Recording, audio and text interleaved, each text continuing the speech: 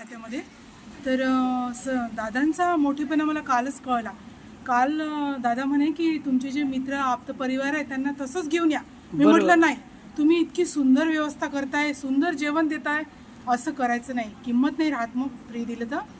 तेव्हाच मला कळलं की दादा काय चीज आहे. तुम्ही पहिलं शिबिर केलं की 2-3 केले? नाही, हे पहिलंच आहे माझं. ऐका ना, खूप सुंदर, खूप अरेंजमेंट. आता जेव्हा तुम्ही 7 दिवसाचं शिबिर करणार तर तुमचाच भाऊ याच्यामध्ये त्यांनी आयुष्य वाहून घेतलं. अखिलेशजी महाराज हे उत्तर प्रदेशचे स्पेशल ऑडिटर होते आणि ते 5 स्टार हॉटेलमध्ये त्यांची व्यवस्था व्हायची.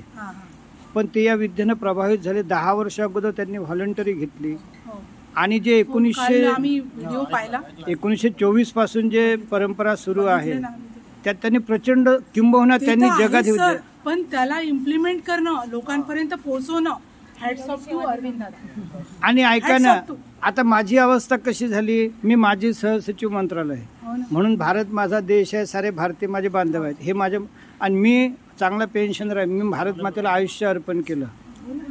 तर तुम्हा लोकांना एकच विनंती की आपले जे शासकीय कार्यालय आहेत, अधिकारी आहेत, त्यांना तुम्ही तयार करा. आणि मी मराठी, हिंदी, इंग्रजी 3 भाषांमध्ये पूर्ण दिवसाचा तुम्हाला प्रोग्राम पाठवून देतो. म्हणजे कुठेतरी अवेअरनेस होईल प्रत्येकाने थोडा थोडा.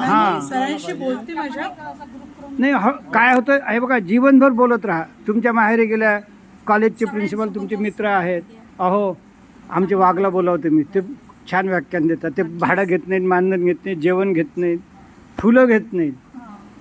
तर अशा रीतीनं मला खूप आनंद वाटला. आणि हे कंटिन्यू राहायला खूप. नाही, तुम्ही लोक जेव्हा हे कराल. थँक्यू. ओके.